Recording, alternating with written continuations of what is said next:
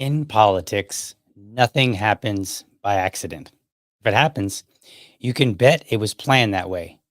Franklin D. Roosevelt, 32nd president.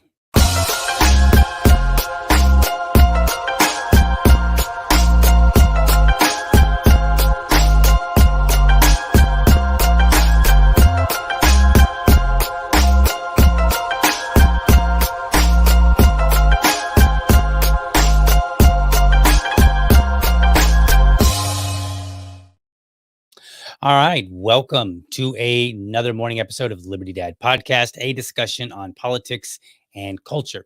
If you're tuning in live, I especially thank you for giving me your time so early. Let's get into this. I've got two different things that I want to discuss today.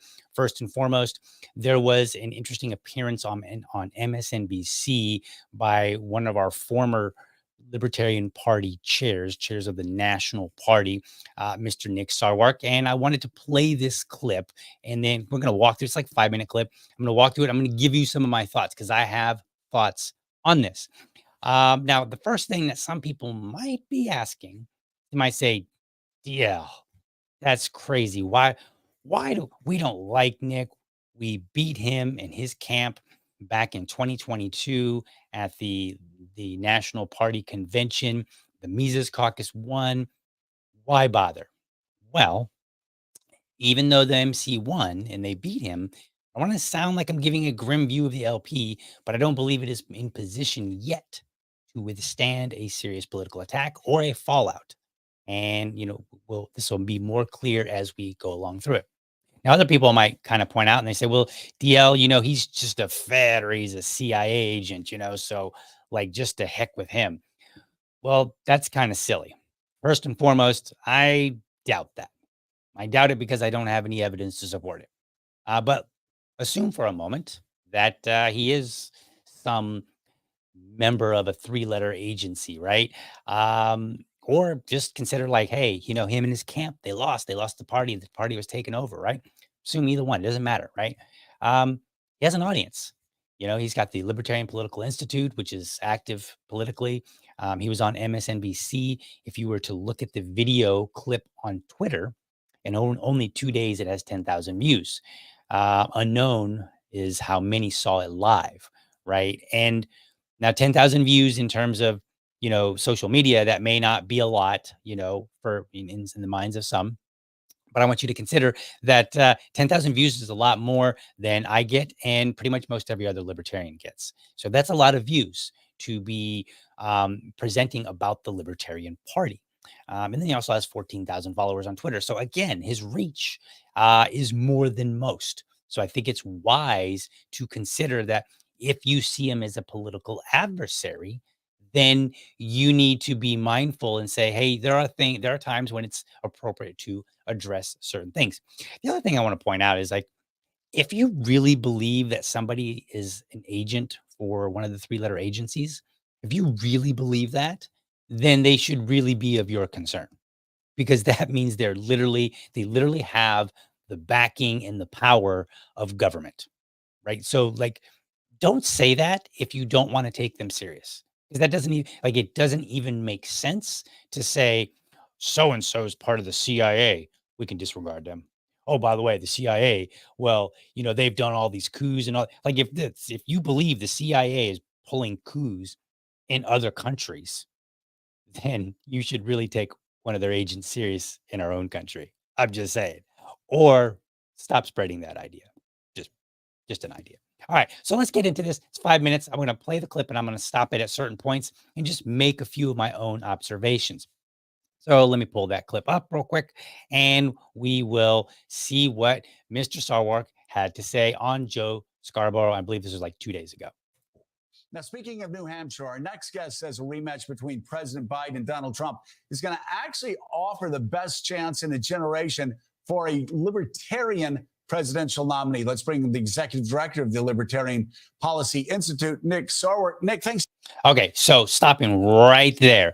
He is already saying, like, look, he set the stage. He said, we're going to discuss about the Libertarian nominee. And then he says, we're bringing in Nick Sarwark. He identifies him as the executive director of the Libertarian Policy Institute. 15 seconds in, and Mr. Sarwark has been established as some level of an authority. If you are an outsider, if somebody is an outsider to the party, and they're not familiar with all our debates and arguments and all that, they have no reason to believe otherwise. So whatever reach here has already it's been established like, hey, this man knows what he's talking about, right? And so this is one of the reasons why I think it's appropriate for us to sometimes address these things. Let's continue.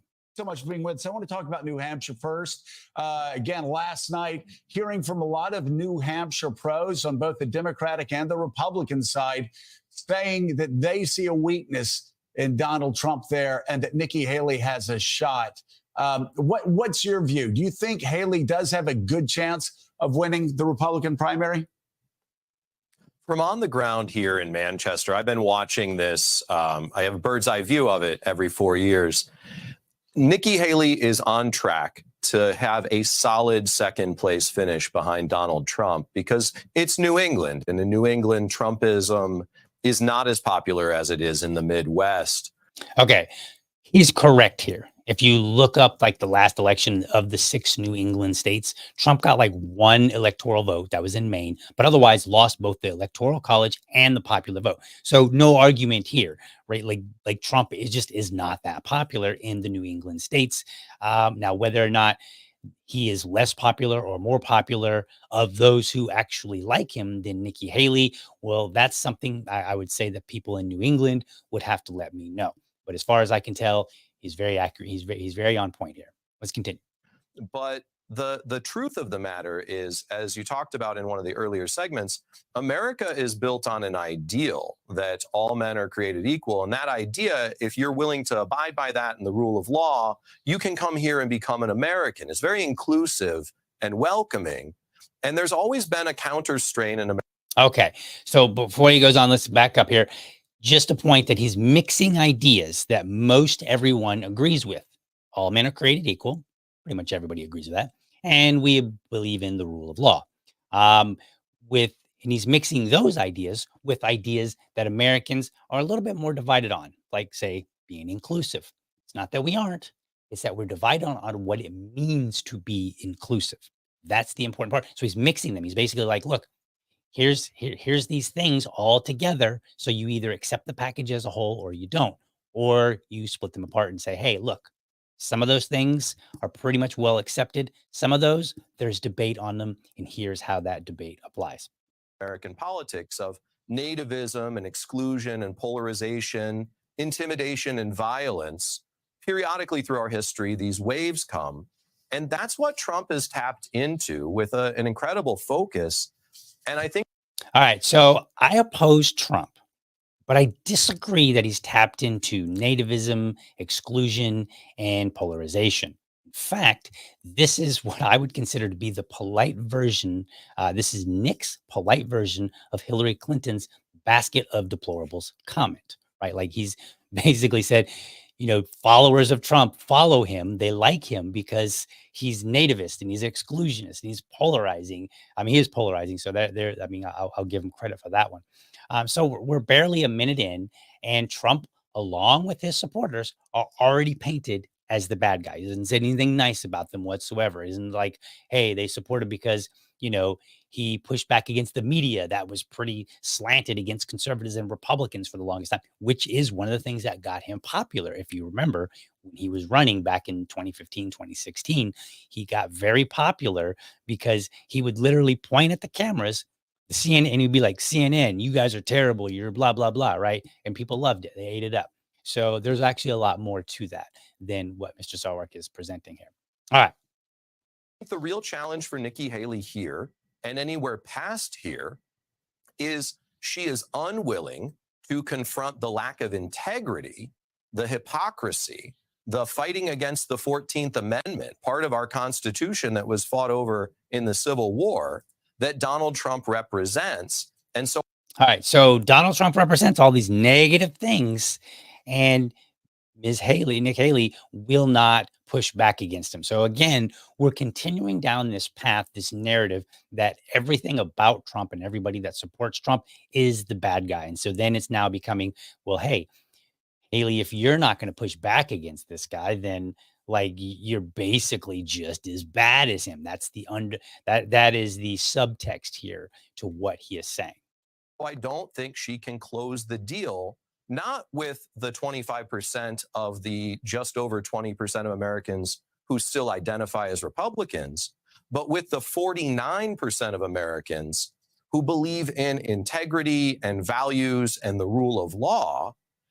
Her promise to pardon Donald Trump, I think, is a non-starter for voters like that. Okay. So I looked up the numbers. I'm going to try to pull them up on the screen here. Let me see if I can't do that without messing anything up. So we're going to, now speaking of New Hampshire, hold on, give me just a second. I messed that up. So how about that? So the numbers that he's talking about, I believe are this. So this comes from an Axios article. I will put it in the show notes. I don't know for sure that he's referring to these numbers, but this is the best that I could find that seem to represent what he says. And so the 49%. So this is a survey of U.S. adults in March of 2023 that was done, and it was like, how do you identify? And apparently, they came out with numbers that said 49% of Americans identify as independent, whereas somewhere around 25 represent Democrats, 25 represent Republican. Now, I want you to notice the framing there, and that is Haley isn't going to have an issue with the 25% who identify as Republican. Well, he already just said that she wasn't going to push back on all these negative things. And so he's kind of saying like, hey, I don't think she's going to have a problem with those who identify as Republican, which can only mean one thing.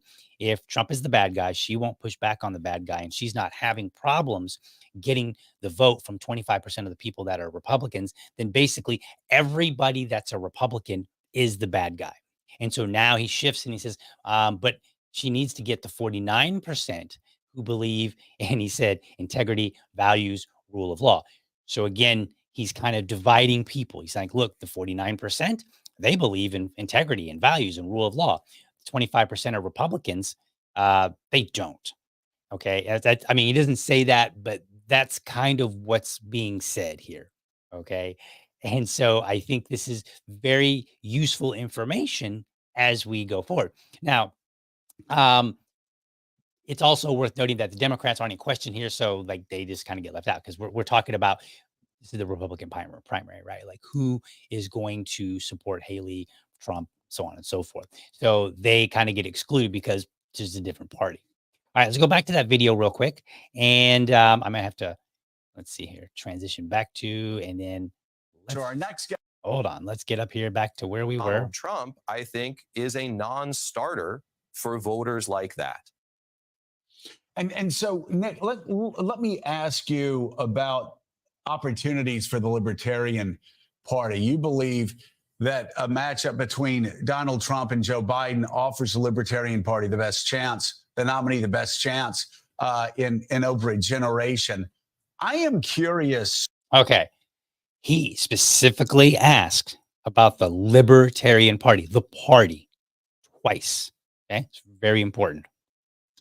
How many disaffected Republicans have you heard from over the past several years that, and I've been saying this for 20 years, when Republicans are in the White House, they spend more money than Democrats. For small government conservatives, libertarians like you, that may not be saying much, but you look at deficits and debt under George Bush, they exploded to record heights. And then you look at Donald Trump, who promised to balance a budget, pay down the debt, pay off the debt. It was preposterous. The biggest deficits in U.S. history, the biggest national debt in U.S. history. And Donald Trump, over 4 years, added to the national debt more than every American president from our founding to like 2004. So tell me. Okay, so let's stop there for just a second, because I want to point out, if you didn't catch it, he said Donald Trump in his first 4 years, in 4 years, spent increased the deficits and the debts more than any American president from our founding through 2004. That's interesting, because the only person that got left out was President Obama. So if Trump had been worse than Obama, then he could just say something like the biggest debts and deficits in national history, more than any president prior. But he didn't. He said from the founders all the way up to 2004, which is George Bush. That's just wanted to point that out. What is the opportunity to take Republican votes away from a party that spends, as I say, like drunken socialists when they're in power and when they run Washington, and get them to vote Libertarian? The opportunity comes from basically 50 years of work that the party's been doing, over 50 years of work to be on every American's ballot. We've been on the ballot in 2016 and 2020 in all 50 states and the District of Columbia. And at this point, Donald Trump. Okay, so let's pause it really quickly here. So, the question, again, we're specifically asking about the Republicans, getting Republicans to vote Libertarian, for a Libertarian candidate. And it's the start to an answer. He starts with this answer like, hey, there's, opportunity, Libertarian Party, to get votes because, we've got prior ballot access. We've had over 50 years of party work. But then, so it kind of starts down a good path, right? Like, he's pointing out some of the party's achievements. Hey, we've been around for 50 years. We've got ballot access. But then let's see. Trump has driven out of the Republican Party the kind of pro-business, pro-market, pro-gay rights, pro-immigration, pluralistic, middle-of-the-road, normal American who just wants to build a good life and a good company and wants lower taxes and smarter government spending on things we agree on. They don't have a place to go right now.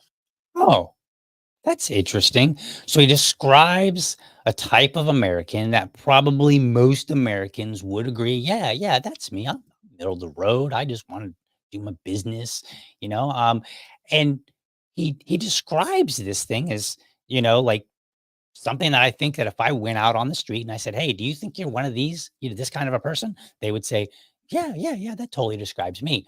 And then he says, they have nowhere to go. Really? So like the Libertarian Party is nowhere to go? Interesting. And going into what is going to be a rematch between two previous presidents in recent memory, both of whom have high negatives, the opportunity for a candidate who's on all 50 state ballots, who has a pro-human, pro-American unifying message is huge. Okay. Is he going to shift back to the Libertarian Party now? He's like, hey, pro-human. Sounds like, I think if you ask any Libertarian member, are you pro-American? Are you pro-human? Do you believe you have a unifying message? Pretty sure like all of them are going to say, yeah, right? These are pretty broad comments. I mean, descriptors, but these are things that I think the Libertarian Party members would generally agree. Hey, yeah, that sounds like us. We're on the ballot, and well, we're not. I think we may have trouble this year, but as a rule of thumb, we aim to be on the ballot in all 50 states. So it sounds like he might be making a shift right back to the Libertarian Party. All right, right? Is that what's going to happen? When I look at Mark Cuban Oh, and some of the stuff he's done recently on DEI and solving a part of the healthcare crisis with his cost plus drugs, and someone like that, if they wanted to enter into this arena, would have an incredible chance in 2024. Although it does seem like he's more interested in Texas than the national scene right now. Yeah, that would be absolutely fascinating. Let's have you come back and talk about that some more. Executive Director of the Libertarian Policy Institute, Nick Sarwark, thank you so much for being with us. It's great to see you again. all right. So that was the totality of the clip on YouTube. I did not cut any of that. So everything that was there, I presume that was his entire interview, right? Like I presume that MSNBC, Joe Scarborough's team, they did not make any cuts to it, right? So I didn't cut anything out. And he doesn't talk about the Libertarian Party at all, other than to talk about some historical stuff. He cuts the Libertarian Party out of the whole conversation. He names Mark Cuban, who Nick knows is unlikely to seek, at least as far as we know, is unlikely to seek running for office, much less, well, let me put it this way. He's unlikely to seek, much less get the nomination from the Libertarian Party. He's also unlikely to even run. In other words, he's telling thousands of people the opportunity to be on the good side, to challenge Donald Trump, is someone like Mark Cuban because of his work in DEI, which, by the way, I discussed on an episode earlier this week, number 243. I suggest you go check it out. I kind of take apart that. But here's why all of this is important. Nick was given a platform to promote the party, but chose to promote a man who isn't even running and is not even a self-described libertarian, not as far as I know. Now, again, he has a larger audience than most libertarians, and that cannot be ignored. It doesn't matter that we might have a few top-notch people that get some more views than this video. The fact of the matter is he has a larger audience than most libertarians, and he still has influence, and he chose willfully to effectively ignore the Libertarian Party, only answer as much as he absolutely had to. Opponents will underestimate his influence at their own peril. Now let's see. You know what? I've taken a little bit long on this, so we're gonna skip anything else that I had. I had some other material, but I don't want to go too long because speaking of candidates, I have one on the line here. We're going to bring in Rorabaugh, who recently made an announcement that he would be willing. Now, a lot of you might have seen it as he is putting his name in and saying, I want to run as VP. But I think strictly speaking, he said he was willing to be the VP for the Libertarian Party. So let's bring Tub on. Tub. Good morning, sir. How are you? All right, there you go. A little bit of applause there, you know. Oh, is that what they were applauding me? I'll Yes. take that. Yes. Okay. All right, sir. Any thoughts on the segment I just went through? Yes. I don't know how much you. I like. So here's the thing. As I was watching through it now, because I hadn't seen that clip obviously beforehand, because I don't get into Nick Sarwark so much. In fact, I think I mentioned briefly, was it yesterday where I said, yeah, I had a slight run-in with him on Twitter. It doesn't mean a whole lot of anything. I don't really care that much. But here's what happens. At first, when he's going through this, and I didn't realize how short it was going to be and what his direction was going to end up being, I'm like, well, wait a minute. Is this a win for the Libertarian Party? Because they are getting intentionally mentioned on what is kind of a known entity. So I'm like, okay, this may not be so bad. And then as you continued, you realize, yeah, not so much, because there was no propping up of the party at all. No, none. And I didn't want to spend a whole lot of time just like picking apart at him, but I had a bunch more content. And I was like, you know what? Let's get Tub in here. So did you have any issue with anything that I said? Did my assessment sound rational to you? Yeah, I don't think he said anything that's absurd that we would all look at and go, you don't speak for us. Shut up. I didn't see that happen. Okay. Now that might be on the other side where we might look at Nick and say, whoa, slow down. I don't think you're really speaking for us. It's great that you put Libertarian up there, but he had a number of things right there that I've been like, well, hang on a minute. because, and I think that one of the biggest ones is when I was running for city council. I was on, there's one podcast, I mean, it's not as good as yours, but I was on another one. Appreciate it. And I was on another podcast and I was talking to them, and they asked, they said, well, how often do you get to mention the Libertarian Party?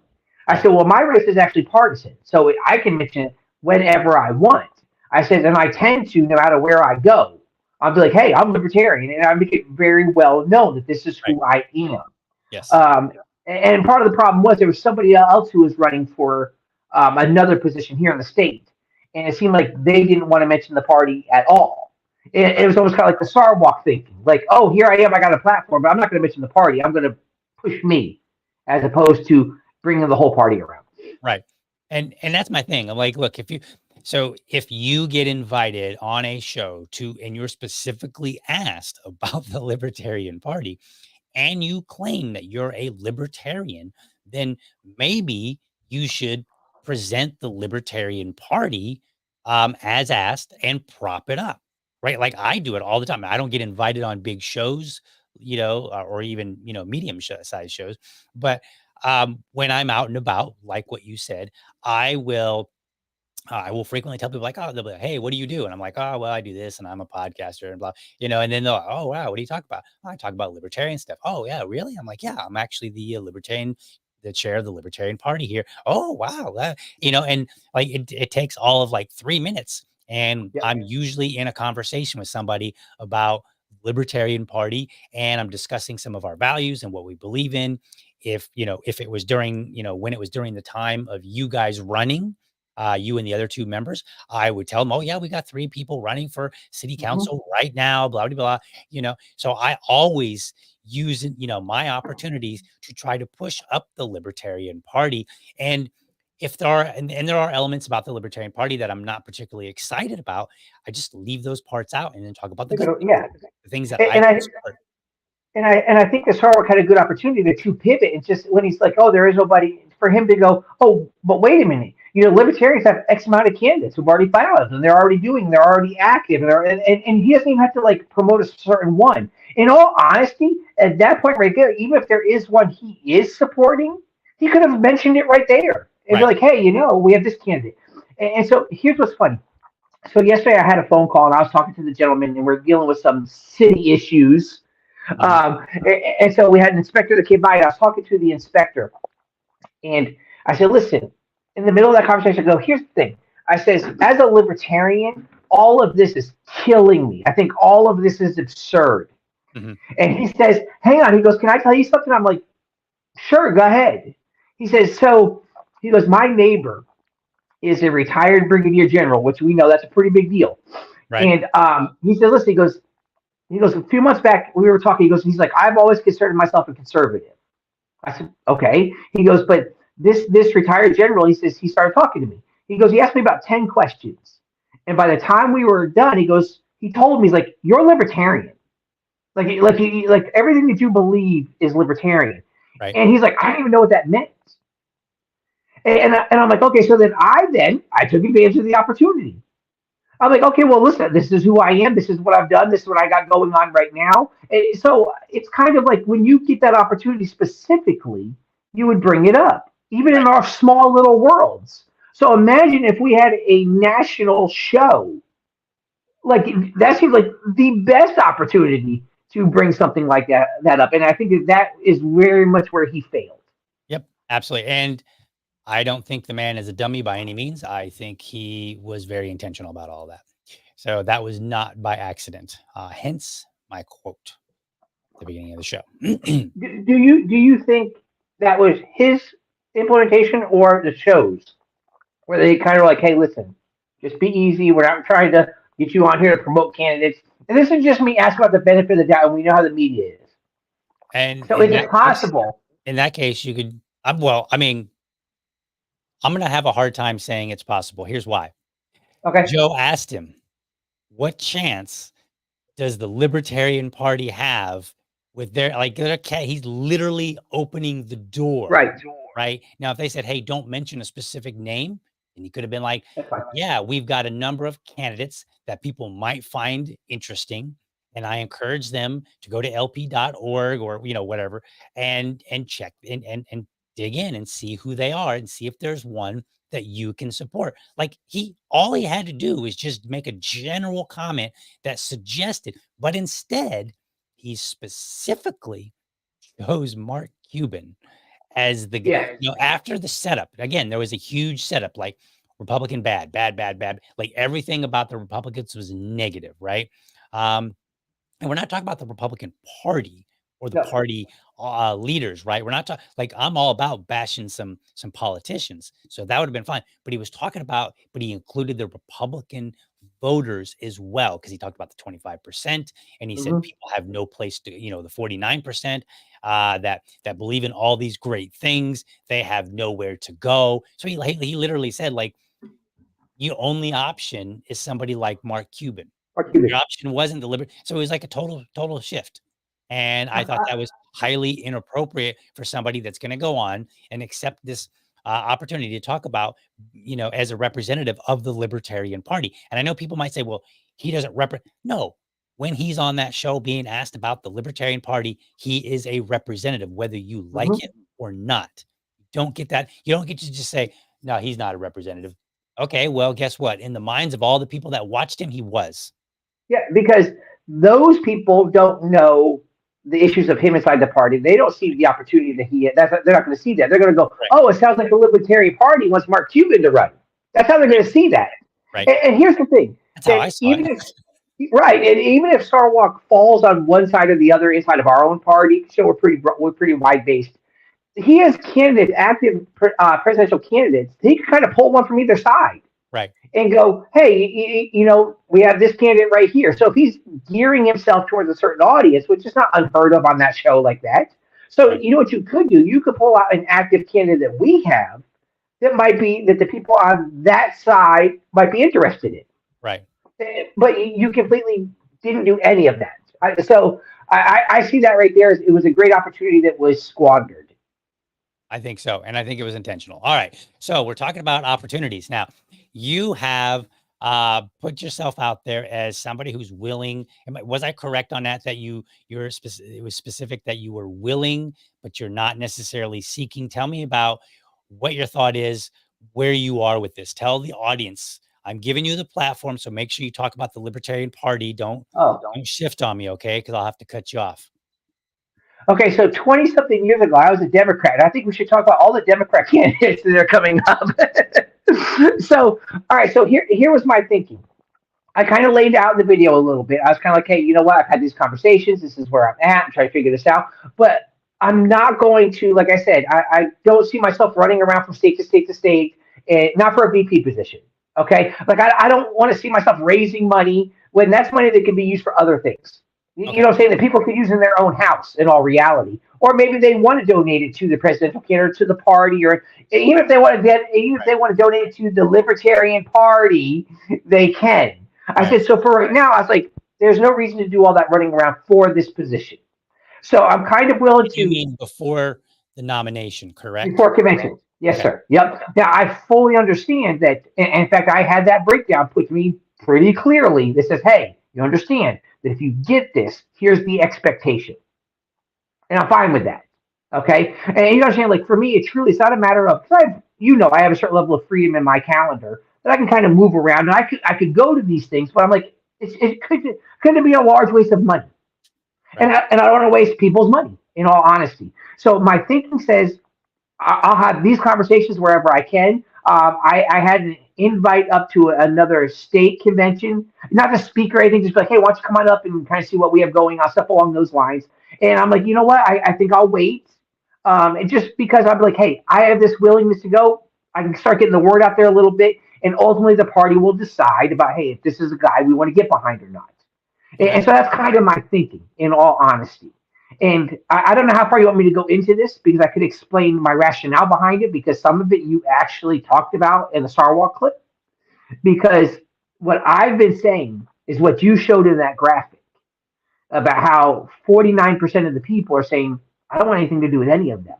Right. And so for me, this election coming up is a great opportunity for the Libertarians. Now, listen, I've been pretty clear, so I'm not going to say anything I haven't said in the past. Do I see us winning the White House with this? No. And I don't mean that in a way that prevents us from running properly. I say that in a way that says, okay, but wait a minute.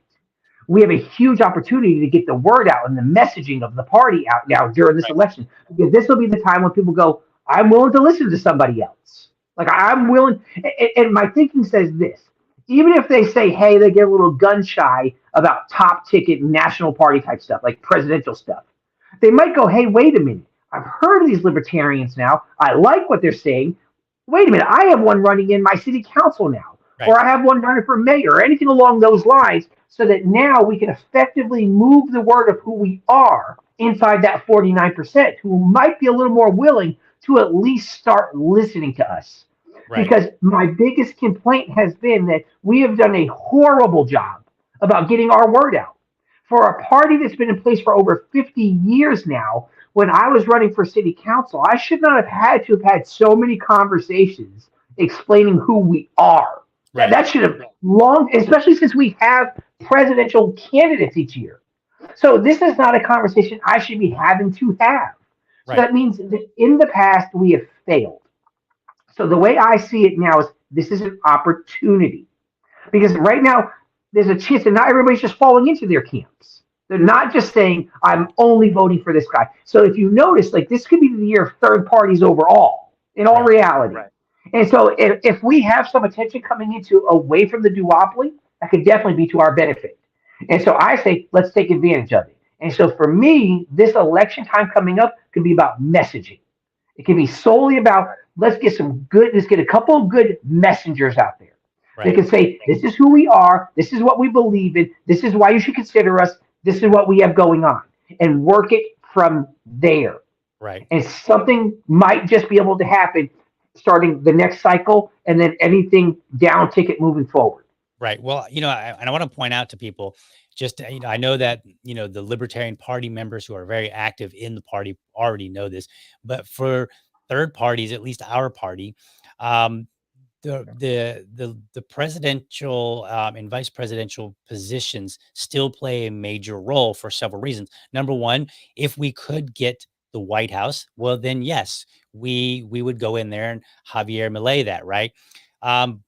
The likelihood of that happening is pretty low at this point. However, the more that we keep working it, the higher it gets the next time around. So back in 1971, when the party first started, and then we went on to run our first national, our first presidential nomination, that person had less of a chance than the person today has, right? Mm-hmm. Because we were just starting out, and really probably nobody knew who the Libertarians were back then, even less than they do today. Another reason is in many states, ballot access is not necessarily secured. So in Florida it is, but other states, they have to fight like hell for it. And so the presidential, federal, and then sometimes like say governor and other state level elections do play a role in whether the Libertarian Party maintains their ballot access, which simply means how hard do they have to work so that their candidates are eligible the next time around. And so in many states, it's like 5% or something like that. So we can get 5% of the vote, then we've secured our position for the next time. And that can include candidates within the state as well. So like local and state elections. And then lastly, like you mentioned, it's the down ballot, right? Hey, we've got this person running for president and this person running for vice president. That gets the name out there. And then, like you said, people say, oh, wait a minute, our Libertarian, I think somebody's running Libertarian in my city. Let me go check them out. Because if I like what this guy's saying, but I'm not quite ready to commit on the presidential level, which I understand, then they might be willing to commit at a local level, right? Where it feels like it's less of a dive off a cliff, right? Like it doesn't feel as scary. Because I remember when Donald Trump was running the first time, and I went to gun shows with our table and all that, and people would come up and they say, yeah, I totally am all about the libertarian message, but I got to vote for Trump because it's really, really important. Like they didn't feel like the Libertarian Party was a vehicle that they were ready to jump off a cliff with, because that's what it felt like to them. It felt like jumping off of a cliff, right? Not like off of a diving board. And And that's our issue about why I truly believe the United States is not a Malay country. Right. Because they had to hit full on rock bottom before they go, wait a minute. And people here in this country don't think we're there. Right. They don't think that we're in that position where we've got to make this big, huge, drastic change all of a sudden. And that's so that's why, in a way, a good thing, sort of. So yeah, well, except for you have to let it hit bottom before you actually do something about it, which is kind of the direction we're going in. That's kind of why I said sort of. Sort of. And so my thinking says if we can start progressing the word now. Mm-hmm. So when we were running here locally, we knew what we were doing. The three of us knew that we were taking this on. So if nothing else, we were kind of to establish the way for the ones coming behind us. So that way there, the next city council election, maybe there could be maybe just realistically one libertarian on it. Right. So wouldn't it be nice to know, though, that the three of us got out and around town, that wherever this libertarian happens to run in, they can kind of go, wait a minute. I've talked to some of them. I kind of know what they're about. And they're a little more open to the idea of this libertarian can do something. Right. So if we can do that at a national level, then we start getting people to go, wait a minute, who are these guys?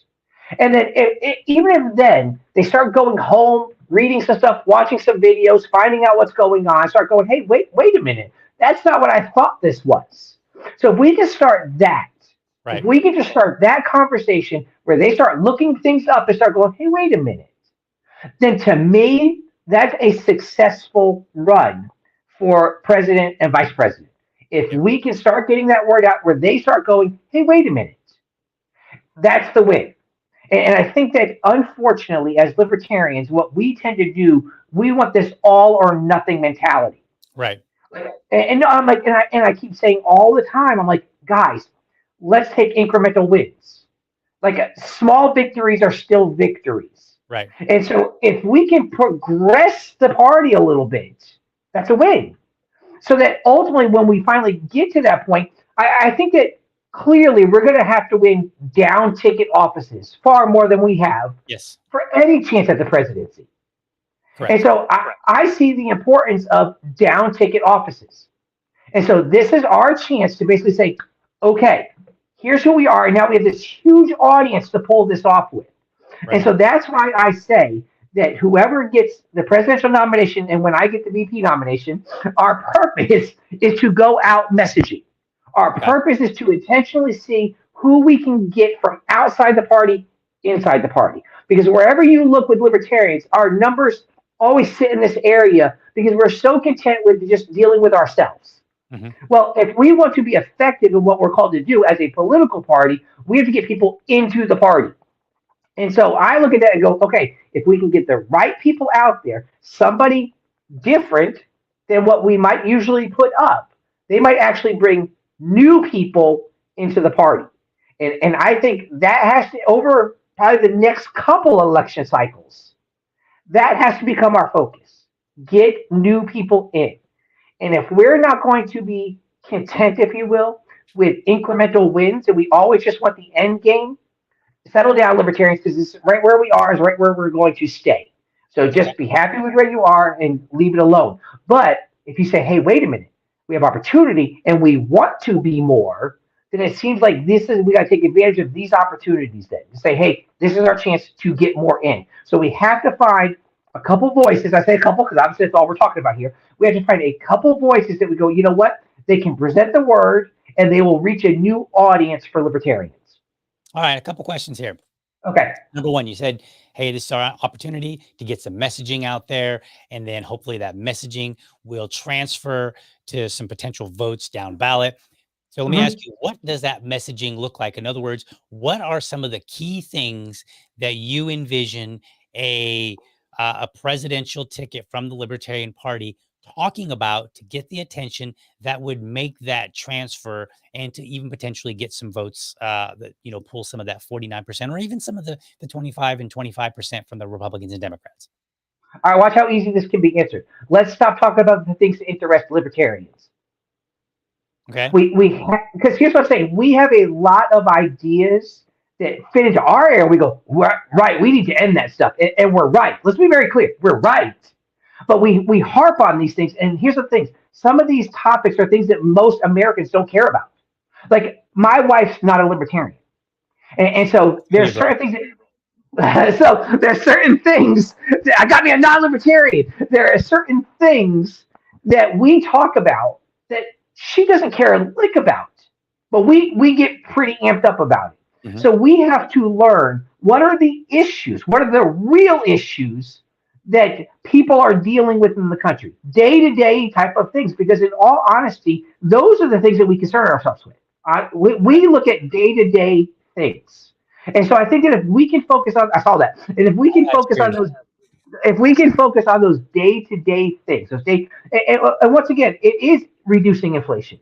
Listen, whether we want to talk about it or not, there are border issues. And these are the type of things that people are talking about. Okay. And these are the things that we have to be willing to say, okay, we get where you're coming from. Here's how we can do this. And so if we can get back to the simple things of protecting personal freedoms and private property rights, some of our core tenets, some of our core things that we stood on for years, like, hey, this is who we are. Right. And it's those things, like when I went around already, it was those topics that resonated with people. So if we can get to those type of topics again, if we get back to the basic, this is in our life, these are what people are caring about right now. Because here's the thing is, once you get in, you can start branching out. You can start hitting these other things. But if you never reach the people where they are, they're never going to put you in. You're never going to get anything accomplished. So do you think I will say, yeah, go ahead. Would you say that speaking about the benefits of DEI would be one of those? As much as I go, I don't even want to get into it. Oh. You're probably going to have somebody who says one way or the other. For anybody just tuning in, I'm making a joke because earlier at the very beginning of the show, folks, just in case you happen to be tuning in, oh boy, Liberty Child. Yes, I got it. Luckily, I'm obscuring most everything. So, hey, will you take over for a second while I step away for just a moment and continue on, sir? All right, what am I continuing on with? Just talk about the VP and what we need to do. I'm going to go and work with my producer. Okay. All right. So my thinking says that if we are able to get a message that gets out and affects other people, and as we draw them in, that's when we can start making changes. Now, I don't know how much you're going to be able to hear this when you come on back, or if you can hear this at all right now while you're doing this. I have been pretty cautious in my thinking that says because I am the VP, I'm not top of ticket. I'm not the one who sets the direction for the campaign. I understand that in this, I have to kind of default a little bit in certain issues and topics that I have to allow the top of ticket to determine these issues. I just think for us to be effective, what we're going to have to do is come to these issues that we all can kind of agree with inside of life. Things that if we are effective in bringing the topics that people care about, that's how we get a chance to actually, like I said, get to the bigger things.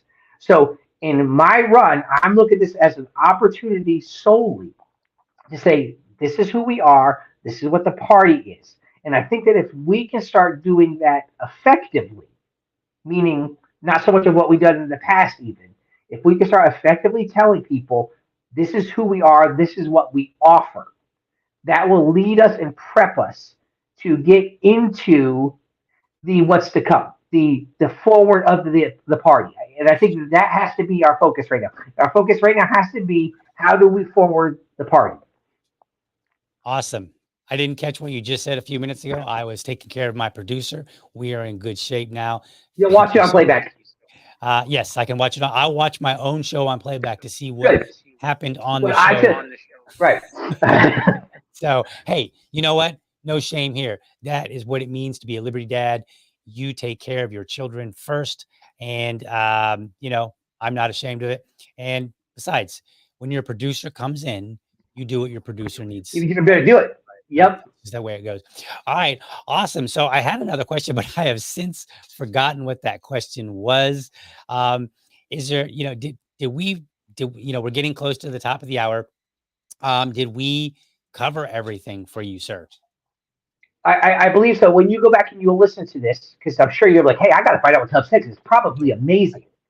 And so I would say that the one thing I mentioned inside of there was that I understand that as running for VP, I don't get to set the direction of the campaign.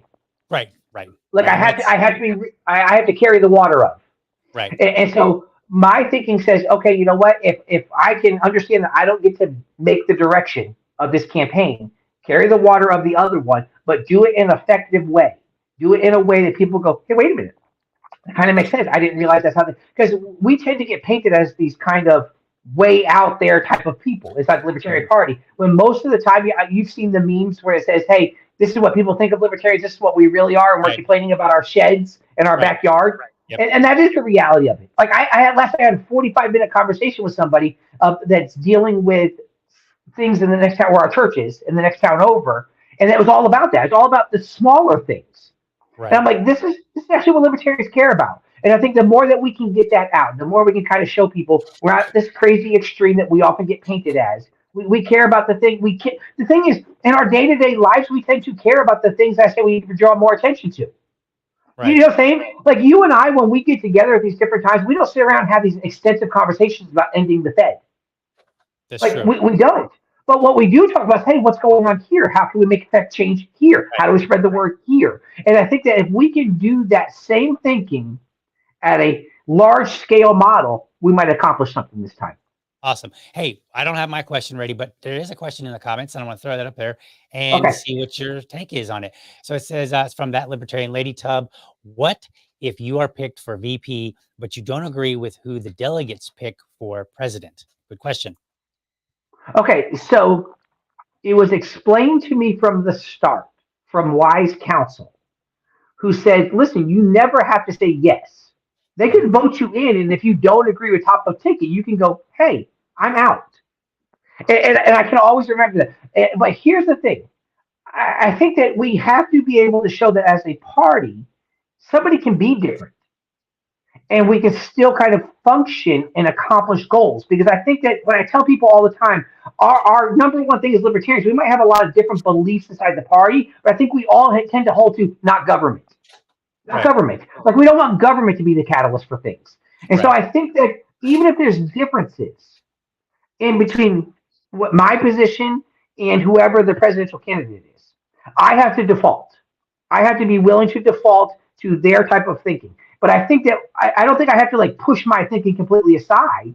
I think I'm able to say, like, if somebody gets on there and says, hey, if the presidential candidate says, well, we don't believe in Christianity, I'm going to go, okay, well, I do. And so I can still go around and still say, hey, this is where we are. And as a party, this is what we can do. But I always have the option. I always have the freedom to go, you know what? This is too far misaligned for the two of us, and I wouldn't do justice to this campaign. And I think then I'd be willing to go, hey, I'm out. Because I do, if VP is a supporting role. Yes. That's the reality of it. And so if it's so far away where I look at it and go, there's no ground here to be made, I can't fall in line with this. The best thing that I can do for the party is to go, you know what? I'm not the guy to carry the water on this one. Find the one who can and go out there and spread the word. Got it. You know, as I like to tell people, libertarians specifically, we need to learn to get along in as much as we can with each other, because we are a political party. We ask people to run for office. And what do we think running for office entails? That entails asking somebody to go into a body where people are going to disagree and figure out how to work with them. So if we can't do that as a political party and figure it out, then we have no business asking people to go into a body where it could be even more hostile, right? Like if you take libertarian ideas, depending on the particular makeup of that body, whether they're Republican, Democrat, they're the establishment types, they're the whatever the case may be, it could be, you know, somewhat sympathetic all the way to somewhat hostile with the, you know, if a libertarian were to get elected. And that applies from the local level all the way up. In fact, actually, it applies more so, you know, at the federal level, because a lot of our ideas would be considered extremely hostile to some of the seating, the seated members of Congress. Yeah, I had to work out my grammar at 7 a.m., but I got it. So, you know, so I think we need to lead the way, and we need to demonstrate how that absolutely works in a body where we at least know we share some commonality. And if we can't do it, we have no business asking others to go into a more hostile place. All right, we're getting close. I do want to wrap things up, so you can hang backstage if you want. I've got a few closing words, and then I'm going to end the show.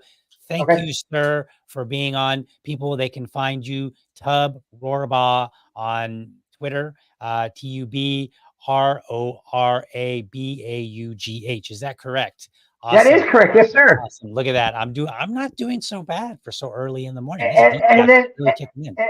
and then I'm still Tub for Jax on Facebook. Okay, awesome. Tub for Jax on Facebook, JAX. So check him out. And Tub, hang there for just a minute as I give a closing here. Folks, I hope you enjoyed watching Tub. If you're tuning in late and you didn't see the very beginning of the show, I talked about Nick Sarwark, who went on MSNBC on Joe Scarborough's show and really didn't talk about the Libertarian Party. So I was really disappointed in that. He made a few mentions of some historical stuff, but then did a nice shift to Mark Cuban. I also explained why like I felt like we should take this kind of a thing seriously, just because, and the reality of politics is that when you unseat a group of people or somebody and they want that power, they're going to do everything they can to get that power back. That's the nature of politics. That is the game. You can never let off your guard. Now, while he may be a libertarian, and I'm not in the business of determining who is and is not a libertarian, but as long as he is a member of the party and he in any way represents the party, I think we need to take him seriously. Now, I do want to point out a couple of things last minute.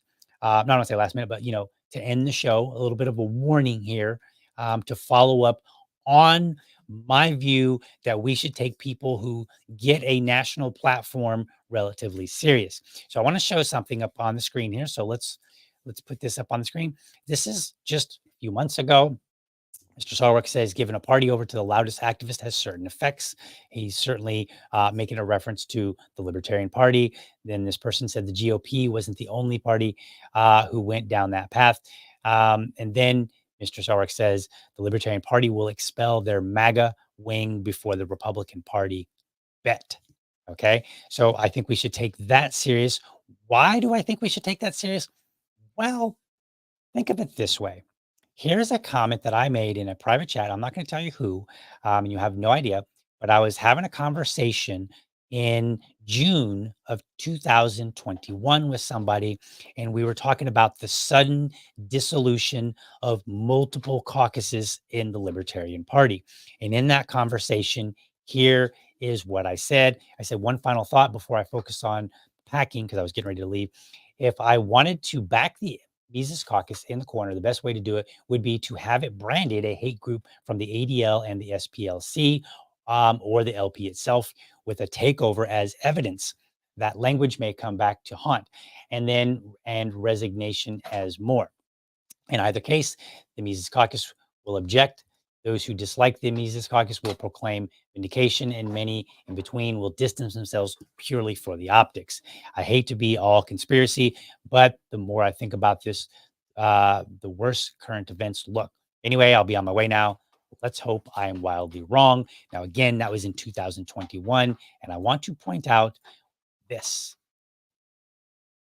Then in 2022, in May, the SPLC made their first article, Mises Caucus, could it sway the Libertarian Party to the hard right? And then they went on to put out some other articles suggesting that the Libertarian Party was in fact, basically right-wing Nazis and white supremacy and all that good stuff. So ultimately, all I want to say is I was prescient in that. Okay. I called it a long time ago in a private chat with somebody. So do heed my words. And that doesn't mean that we should go be fearful and be suspecting that somebody's out to harm us. We can just say it can just be as simple as we have one view for the direction of the party. Somebody else has another view. We took it in one direction. They want to take it in another direction. This is politics. People are not done. So get out there, do the hard work, and make sure that all the efforts that you put in aren't undone because you underestimated a political opponent, whether that opponent is internal or external. Beyond that, I want to thank you for watching, and I hope I absolutely hope that this episode was informative and inspiring. It is not meant to be scary and woe is me. It's meant to say, hey, let's get out there and keep hitting the pavement. Let's get out there and do the work. Be sure to catch me weekdays, 7 a.m. for an informed discussion on politics and culture. Then again, Sundays at 7 p.m. with my co-host, Susan Hogarth, where we discuss LP happenings. We look across the vastness of tyranny in this United States, and then I find what is going on in the Libertarian Party that you can look forward to and be inspired to do in your own community. Make sure that you are subscribed to my YouTube channel at youtube.libertydad.com. You can also subscribe on my Rumble channel, rumble.libertydad.com. Let me know how I'm doing. Throw me in a comment. I do read them. Lastly, if you are a champion of liberty, your business is people and your product is liberty. I want you to have a great week and weekend. Catch you next time, which is this coming Sunday. But for now, I'm out.